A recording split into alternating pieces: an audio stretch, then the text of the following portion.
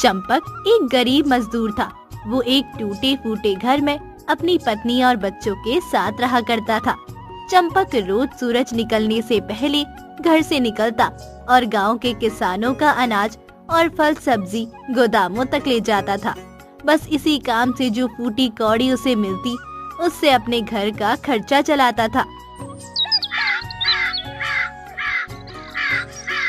एक दिन वो वापस आया तो घर की छत टपक रही थी और चंपक की पत्नी ने उससे बोला, अजी, ये देखिए, अभी बरसात शुरू नहीं हुई और छत से पानी टपक रहा है। क्या करूं दीपाली, कब से छत की मरम्मत करवाने का सोच रहा हूं, लेकिन इतने पैसे ही नहीं बचते। जो कमाता हूं उससे रोज का राशन बमुश्किल मिलता है।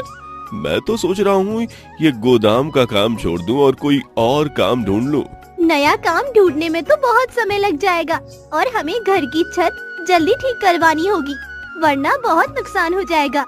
रोशनी बता रही थी कि इस बरसात में खूब तूफानी बारिश होगी। अगर बारिशों का सिलसिला शुरू हो गया तो इस टूटी फूटी छत के नीचे हम सब बीमार पड़ जाएंगे। कह तो तुम ठीक ही रही हो दीपाली। अच्छा, मैं जमींदार के पास जाता हूँ।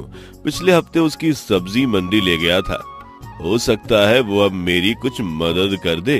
ये कहकर चंपक जमींदार के घर की तरफ चल पड़ता है। नमस्ते जमींदार जी, कैसे हैं आप? क्या मैं अंदर आ जाऊं? अरे चंपक, हाँ हाँ, कोई नहीं, आ जाओ। बताओ कैसे आना हुआ? जमींदार जी, एक मुश्किल आन पड़ी है, इसलिए कुछ मदद चाहिए थी आपकी। बरसात अभी शुरू नहीं हुई है और घर का छत टपक रहा है। सेहन की दीवार तो बस टूटने ही वाली है। अगर फौरन से मरम्मत ना करवाया तो बहुत नुकसान हो जाएगा। पिछली दफा भी सैलाबी रिले के दौरान मेरी बकरियां बह गई थी। अगर वो होती तो उन्हें बेचकर मरम्मत करवा लेता। और तो और इस दफा मजदूरी भी इतनी कम मिली है कि कुछ बचा ही नहीं पाया। क्या आप मुझे कुछ पैसे उधार दे देंगे? मैं आपको किस्तों में लौटा दूंगा। चंपक, मुझे तुम्हारे घर के हालात सुनकर बहुत अफसोस हो रहा है। मैं तुम्हारी मदद करना चाहता हूँ, लेकिन तुम भी जानते हो मेरी जिम्मेदारी बहुत घाटे में जा रही है।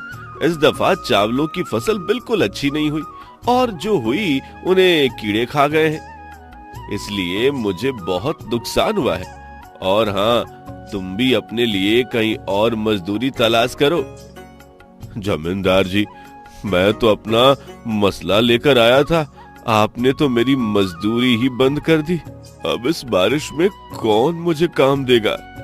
मैं तुम्हारी तकलीफ समझ सकता हूँ, लेकिन मुझे भी तुम्हारी तरह अब कोई और काम धंधा ढूंढना होगा। फसल हुई नहीं और जमीन तो बेच रहा हूँ। अब कोई नया धंधा ही शुरू करना पड़ेगा, वरना घर कैसे चलेगा?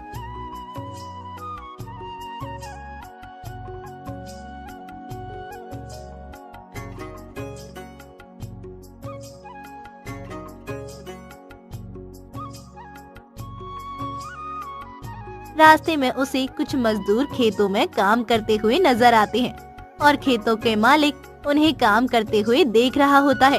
शाबाश, इधर से भी खुदाई करो। हाँ भाई, तुम्हारा क्या काम है? खेतों के मालिक ने चंपक को देखते हुए कहा। नमस्ते सेठ जी, मैं भी एक मजदूर हूँ और अब तक अनाज सब्जी फल गोदाम और मंडी लाने ले जाने का काम करता था। अब नए काम की तलाश में हूँ।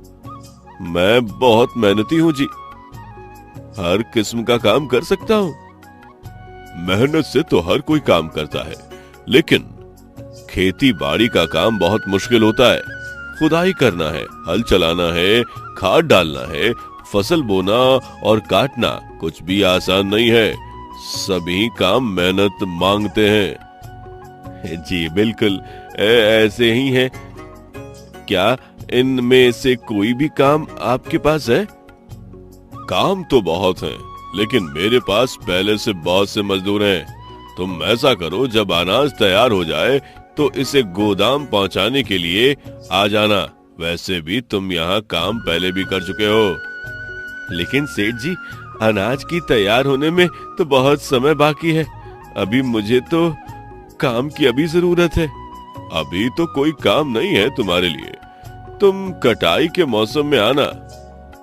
ये कहकर खेतों का मालिक चल पड़ता है और चंपक काम की तलाश में दोबारा निकल पड़ता है।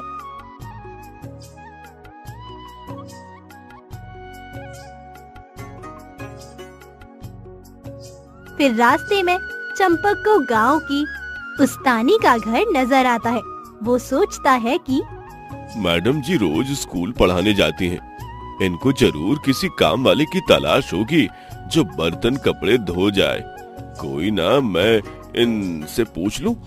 ये सोचकर चंपक गांव की टीचर के घर का दरवाजा बजाता है। नमस्ते मैडम जी, मैं चंपक हूँ। हाँ जी चंपक, बताए कैसे आना हुआ? मैडम, क्या आपको एक घर में कोई काम करने वाला चाहिए? मैं सब काम कर लेता हूँ। झाड़ू लगाना, खाना बनाना, कपड़े और बर्तन धोना, ये सब मेरे एक हाथ का काम है। मेरे पास तो पहले ही एक काम वाली मौजूद है, वरना मैं आपको रख लेती। ये सुनकर चंपक बहुत उदास हो जाता है। वो जगह जगह काम की तलाश में जाता है, लेकिन उसे कोई काम नहीं मिलता। आखिर वो थक हार के एक दुकान के बाहर बैठ जाता है। वहाँ कुछ लोग आपस में बातें कर रहे होते हैं। कल टीवी वाले बता रहे थे कि इस दफा बहुत बारिश होगी और तूफान सैलाब आने का भी खतरा है। अरे टीवी वाले तो कुछ भी बोलते रहते हैं, हमें ऊपर वाले से अच्छे की उम्मीद करनी चाहिए। पिछली दफा बताया कि सावन में कोई खतरे की बात नहीं है, लेकिन तुम्हें याद है कि मेरे सारे माल मवेशी सैलाब में बह गए थे। हाँ हाँ, तुम तो ठीक कहते हो। उनकी बातें सुनकर चंपक की परेशानी और चिंता मजीद बढ़ जाती है और वो वहाँ से कुछ खाए पिए बगैर घर चला जाता है। चंपक मन ही मन में सोचता है कि दीपाली कितनी पुरुम्मीद थी कि मुझे काम मिल जाएगा। अब मुझे बगैर किसी अच्छी खबर के आते देखकर कितना मायूस होगी।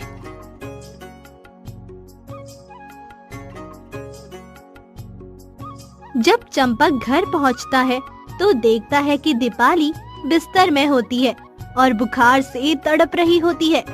ओ दीपाली, दीपाली, अरे ये तुम्हारी माँ को क्या हुआ? माँ को शदीद बुखार हुआ है और उन्हें सख्त सर्दी लग गई है।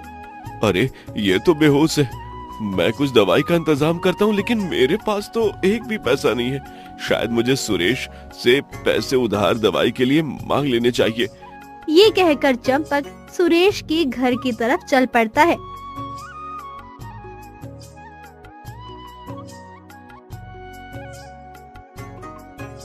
और उसके दरवाजा खटखटाता है। कुछ देर बाद सुरेश घर से बाहर आता है।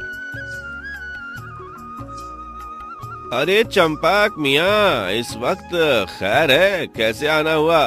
क्या बताऊं सुरेश, दीपाली बुखार से तप रही है और मेरे पास दवा लाने के पैसे भी नहीं है। अगर तुम मुझे कुछ पैसे उधार दे दो तो मैं दवाई और डॉक्टर दोनों का इंतजाम कर लूं। बहुत महंगाई है चंपक, इस महंगाई में 1 रुपए की बचत नहीं कर पाता। फिलहाल तो मेरा अपना हाथ ही बहुत तंग है और बहुत सा कर्ज चुकाना है, वरना मैं तुम्हें जरूर पैसे देता। ये कहकर सुरेश घर का दरवाजा बंद कर देता है। चंपक अभी घर के बाहर ही होता है कि उसे आवाज आती है। चंपक था, पैसे मांग रहा था, कह रहा था अगले महीने वापस कर दूंगा, लेकिन इसके पास तो पैसे ही नहीं है और कोई काम भी नहीं, फिर कैसे वापस करता, तो मैंने नहीं दिया। सुरेश ने अपनी पत्नी को बताया। चंपक दरवाजे के बाहर उनकी बातें सुन लेता है और मायूस होके वहाँ से चला जाता है।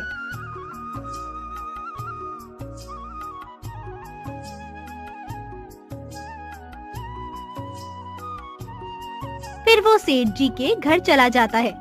अरे तुम तो वही हो जिसे मैंने बताया था कि मेरे पास अभी कोई काम नहीं है। तुम फिर आ गए। नहीं सेठ जी, काम के लिए नहीं आया। मेरी पत्नी बहुत सख्त बीमार है, उसके लिए दवाई का इंतजाम करना है। मेरे पास 1 रुपया भी नहीं है। अगर आप कुछ मदद कर दें तो आपका ये एहसान जिंदगी भर नहीं भूलूंगा और दवाई के पैसे भी अगले महीने लौटा दूंगा। तुम जानते हो मेरे पास तुम्हारे जैसे बहुत से मजदूर हैं। रोज कोई ना कोई बहाना बना के मुझसे पैसे ले जाते हैं। अब भला मैंने कोई कर्ज देने का ठेका ले रखा है क्या? हाँ? लोगों को इस बात का ख्याल रखना चाहिए, क्योंकि पैसे तो पेड़ों पर लगते नहीं। इस तरह रोज रोज लोगों को कर्ज देता रहूं तो मैं एक दिन खुद सड़क पर आ जाऊंगा। माफ करना, इस वक्त मैं तुम्हारी मदद नहीं कर पाऊंगा। कोई बात नहीं सेठ जी, जो ऊपर वाला चाहेगा वही होगा। अच्छा, मैं चलता हूँ। चंपक घर की तरफ चल पड़ता है और सोचता है, इस जमाने में कौन किसकी मदद करता है? सबको अपनी अपनी पड़ी हुई है। मैं भी पागल हूँ जो लोगों से मदद मांगने निकल पड़ा। चंपक अपनी सोच में चला जा रहा होता है कि रास्ते में एक पत्थर से टकरा कर नीचे गिर जाता है और अपने होश खो बैठता है। थोड़ी देर बाद एक बुढ़िया उस रास्ते से गुजरती है। वो चंपक को बीच रास्ते में पड़ा देखकर परेशान हो जाती है। बेटा, क्या हुआ? अरे ये तो बेहोश है और बुखार में तड़प रहा है। ऊपर से बारिश भी होने वाली है। शायद मुझे इसकी मदद करनी चाहिए। बुढ़िया खुद से बातें कर रही होती है। वो चंपक को अपने घर ले जाती है और उसके सिर पर ठंडी पट्टियां रखती है। थोड़ी देर बाद चंपक होश में आ जाता है और पूछता है, ये मैं कहाँ आ गया हूँ? मैं तो दवाई की तलाश में निकला था। और अब कौन है? मैं यहाँ कैसे आया? बेटा, तुम सड़क के बीचों बीच बेहोश पड़े थे। ऊपर से बारिश का मौसम था तो मैं तुम्हें अपने घर ले आई। माँ जी, आपका बहुत बहुत शुक्रिया, लेकिन मुझे घर जाना होगा। बेटा, क्यों इतनी जल्दी कर रहे हो? तुम्हें अभी आराम की जरूरत है। तुम्हारा अभी बिस्तर से उठना ठीक नहीं है। अभी आराम करो, सुबह चले जाना। आप मुझे भली औरत मालूम होती हैं। ऊपर वाला आपको खुश रखे। शुक्रिया बेटा, लेकिन तुम बेहोश होकर क्यों गिर पड़े? बाजी, मेरे घर की छत से पानी टपक रहा था। बरसात के डर से मैंने सुबह से घर की मरम्मत का बंदोबस्त करने निकला हुआ था। मेरी बीवी बीमार हो गई। बस उसी की दवाई के लिए लोगों से उधार मांग रहा था कि न जाने खुद कब बेहोश हो गया और अब आंख खुली तो आपके घर में हूँ। फिर तो बेटा तुम्हें जल्दी जाना चाहिए। ये ना हो तुम्हारी पत्नी की तबीयत ज्यादा खराब हो जाए। मेरे पास कुछ पैसे हैं, तुम ले जाओ और उनसे दवाई खरीद के ले जाओ। माँ जी, आपका बहुत शुक्रिया। आजकल के जमाने में कोई अपना भी किसी की मदद नहीं करता और आप एक अनजान आदमी की मदद कर रही हैं। बेटा, हम इंसान इस दुनिया में एक दूसरे की मदद करने के लिए है, वरना फिर इंसान और जानवर में क्या फर्क रह जाएगा। ठीक कह रही हैं आप। मैं ये पैसे अभी ले तो रहा हूँ, लेकिन जरूर लौटा दूंगा। हाँ हाँ, कोई बात नहीं बेटा, तुम भी मेरी तरह किसी और की मदद कर देना। ये कहकर बुढ़िया चंपक को एक थैली देती है। वो बुढ़िया का शुक्रिया अदा करता है और अपनी पत्नी के लिए डॉक्टर और दवाई का इंतजाम करता है। कुछ दिनों बाद उसकी पत्नी ठीक हो जाती है और बुढ़िया की दी हुई थैली में दीपाली के इलाज के बाद भी बहुत से पैसे बच जाते हैं। दोनों पति पत्नी उन पैसों से एक पकोड़ों की दुकान लगाते हैं। गांव के इर्द गिर्द के सभी लोग उस दुकान के पकोड़े खाने के लिए आते हैं। एक दिन सुरेश उसकी दुकान के करीब से गुजर रहा होता है। अरे भैया सुरेश, कहाँ जा रहे हो? लगता है बहुत जल्दी में हो। या कुछ पकौड़े लेते जाओ, रास्ते में खा लेना। भैया, मेरा बेटा सख्त बीमार है, उसी की दवा के लिए कुछ पैसे उधार मांगने जा रहा हूँ। चंपक, तुम्हें याद है एक दफा तुम पैसे उधार मांगने आए थे? उस दिन मेरे पास पैसे थे, लेकिन अपनी कंजूसी की वजह से तुम्हारी मदद नहीं की और देखो अब मुझे उसकी सजा मिल रही है। अरे नहीं सुरेश, ऐसी कोई बात नहीं। मेरे पास कुछ पैसे हैं, तुम्हें किसी और से पैसे मांगने की जरूरत नहीं। तुम अपने भाई से पैसे ले जाओ, जब दिल चाहे वापस कर देना। लेकिन मैं अपनी गलती की वजह से बहुत शर्मिंदा हूँ। उस वक्त पैसे दे देने चाहिए थे। कोई बात नहीं भैया, रात गई बात गई, ऊपर वाला तुम्हारे बच्चे को सेहत दे। फिर चंपक सुरेश को कुछ पैसे देता है और वो खुशी खुशी अपने बेटे के लिए दवाई लेने के लिए चला जाता है। कुछ दिन बाद एक आदमी काम से थका हारा चंपक की दुकान पर आता। भाई, एक प्लेट पकौड़ी और एक कप चाय देना। अरे जमींदार जी, आप कैसे हैं? आपका नया कारोबार कैसा चल रहा है? कौन सा कारोबार चंपक? कारोबार तो बना ही नहीं। जमीन जिसको बेची वो तो ठग निकला और मेरे पैसे और जमीन के कागजात लेके भाग गया। शायद तुम गरीब की बद्दुआ लग गई। अगर उस दिन तुम्हारी छोटी सी मदद कर देता तो आज ये हालत नहीं होती। नहीं साहब जी, मैंने कोई बद्दुआ नहीं दी आपको। रोजी रोटी में उतार चढ़ाव तो आता ही रहता है। मेरे पास अब पैसे तो रहे नहीं। अगर तुम्हें किसी दुकान का पता हो जिन्हें मुलाजिम की जरूरत हो तो मुझे जरूर बताना। जमींदार जी, ऊपर वाले की कृपा से मेरा कारोबार बहुत अच्छा जा रहा है। मैं कुछ दिनों तक एक और दुकान खोलने जा रहा हूँ, तो आप वहाँ मुलाजमत कर सकते हैं। बहुत शुक्रिया चंपक, तुम एक भले आदमी मालूम होते हो। जमींदार पकोड़े खाने के बाद चला जाता है। चंपक और उसकी पत्नी भी शाम को दुकान बंद करके अपने घर की ओर निकल पड़ते हैं। चंपक की पत्नी रास्ते में उससे पूछती है, चंपक, बहुत दिन हो गए। अब तो हमारा कारोबार बहुत अच्छा चल रहा है। तुम्हें उस नेक बुढ़िया के घर जाना चाहिए और उसका पैसा उसे वापस कर देना चाहिए। हाँ दीपाली, तुम ठीक कहती हो। मैं सुबह ही जाऊंगा और उस बुढ़िया को उसके पैसे वापस करके आऊंगा और साथ में दोबारा शुक्रिया भी अदा कर दूंगा। सुबह होते ही चंपक उस बुढ़िया के घर की तरफ चल पड़ता है।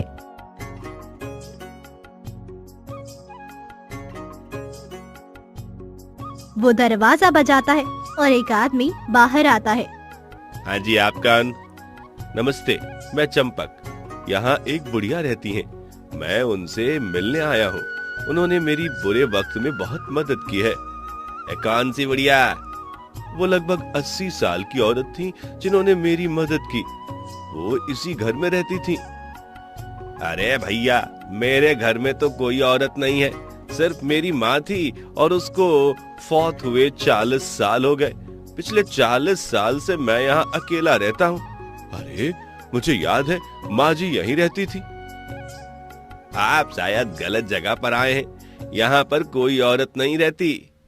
ये कहकर आदमी घर का दरवाजा बंद कर देता है।